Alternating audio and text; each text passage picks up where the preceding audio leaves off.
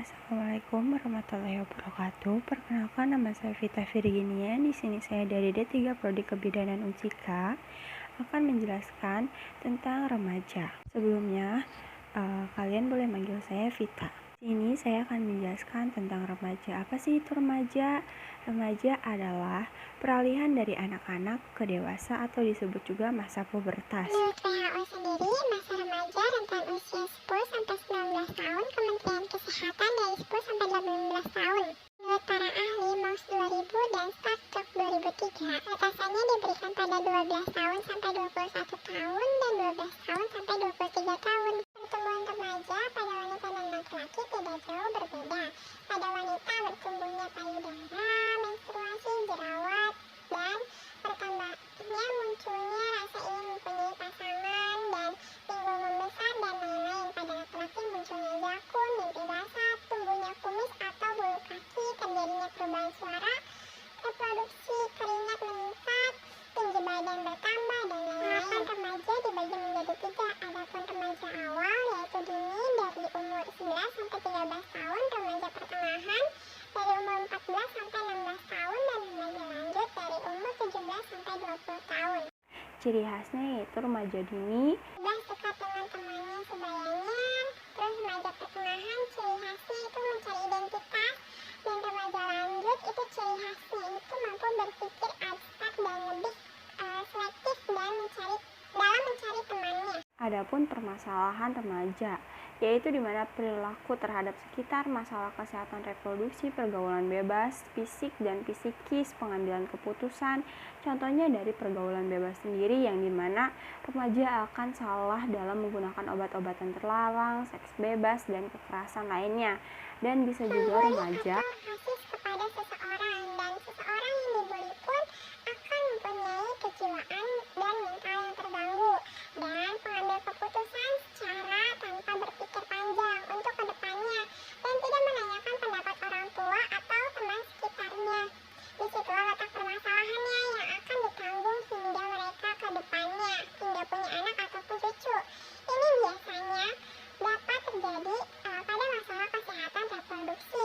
di mana mereka akan melakukan pergaulan bebas seperti contohnya seks bebas dan hamil di luar nikah. Adapun dampaknya yaitu resikonya terjadi pada permasalahan remaja akan sulit dikontrol oleh orang tuanya dan berdampak pada perilaku, pola aktivitas, pola kehidupan, dan banyak hal yang terutama pada kesehatan reproduksinya terutama.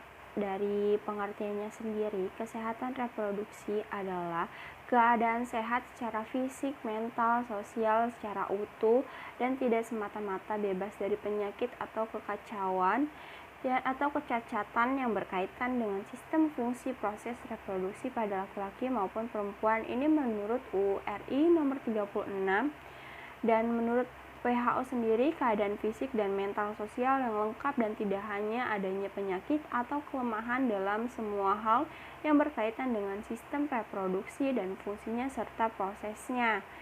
Di mana adapun hak remaja, adapun 12 haknya itu hak hidup, hak pelayanan perlindungan kesehatan, hak atas informasi pendidikan, hak kebebasan berpikir, berkumpul dan berpartisipasi dalam politik, terbebas dari penganiayaan dan perlakuan buruk, dan hak atas manfaat dari ilmu pengetahuan, hak untuk memutuskan kapan dia mempunyai anak, dan hak kesetaraan dan kebebasan segala bentuk diskriminasi, dan hak untuk memiliki berkeluarga, dan hak untuk kebebasan dan keamanan. Terjawabkan kenapa kesehatan reproduksi itu penting. Jika alat reproduksi kita terganggu atau rusak, maka nanti ke depannya kita akan mempunyai banyak masalah, yaitu kita ke depannya akan susah mungkin mempunyai keturunan atau kita dapat mempunyai penyakit yang lainnya. Masalah reproduksi wanita nih, terutama contohnya nih dari hal sepele, kalian pernah keputihan kan? Iya, keputihan itu tuh normal, apalagi kita menjelang pada saat menstruasi atau setelah menstruasi. Itu tuh masih dalam batas normal jika selama warna keputihan itu bening, jernih, tidak berbau, dan tidak terasa gatal, dan tidak juga berlebihan jumlahnya.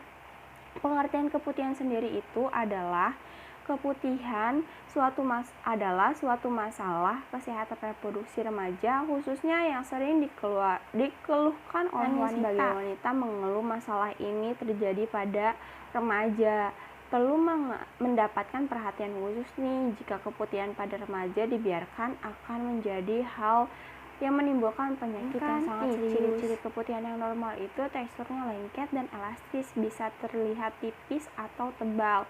Berwarnanya juga putih, adapun putih pucat atau bening dan tidak berbau. Ada tanda-tanda seperti keputihan disertai gatal hingga kemerahan, munculnya bau tidak sedap, warna keputihan berubah menjadi kuning kehijauan, dan perubahan tekstur seperti keju kotagen atau berbusa, munculnya bercak darah, tetapi belum masuknya siklus haid, rasa tidak nyaman atau sakit pada vagina, sakit pada bagian perut hingga berat badan menurun, dan keputihan yang tidak biasa disertai dengan demam. Itu tuh bahaya banget.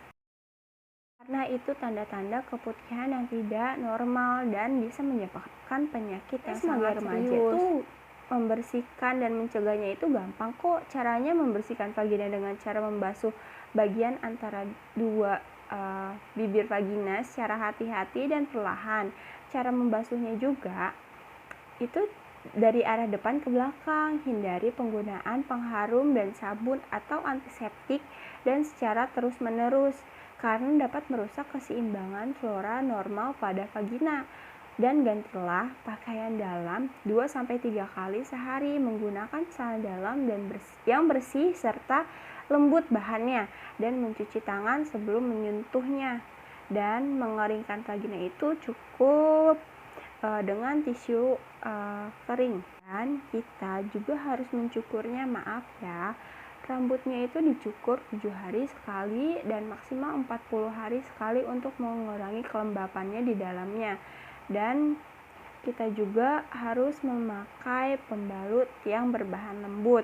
Apabila kita di luar dan menggunakan kloset, kita tuh harus awalnya tuh menyiram dulu, terus udah disiram tuh tempat duduknya dikeringin kan pakai tisu, baru kita gunakan. Dan kalau misalkan kalian udah terlanjur keputihannya tuh udah ciri-ciri yang keputihan tidak normal, boleh disaranin langsung aja periksa ke dokter dan minta obat, ataupun jika keputihannya tidak melangsung baik pada saat sudah periksa ke dokter, coba lakukan pemeriksaan IVA test. Kesimpulannya sendiri yaitu remaja adalah di mana masa peralihan pada usia tertentu ke masa dewasa. Di dalam masa remaja itu terdapat berbagai macam masalah, yang dimana dari masalah pergaulan bebas biasanya menyebabkan permasalahan pada kesehatan reproduksi, mau pada wanita ataupun laki-laki. Kita mengambil contoh pada wanita nih, banyak salah satu permasalahan yaitu adanya penyakit yang masih kita anggap sepele sebagai wanita, di mana ini bisa menyebabkan penyakit yang sangat mematikan atau serius, dan bisa juga menyebabkan kematian pada remaja ataupun kematian di masa depan.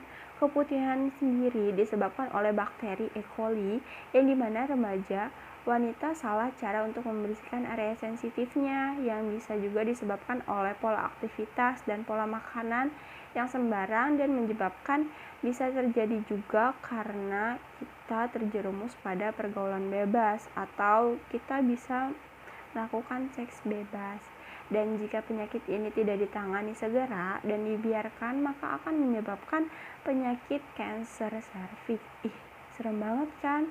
Maka dari itu nih, kita sebagai remaja harus menjaga pola hidup sehat, terus pola aktivitas yang sehat, dan kita juga sebagai cewek terutamanya, kita harus membiasakan membersihkan area sensitif kita dari depan ke belakang menggunakan air yang mengalir, dan mengurangi untuk menggunakan seperti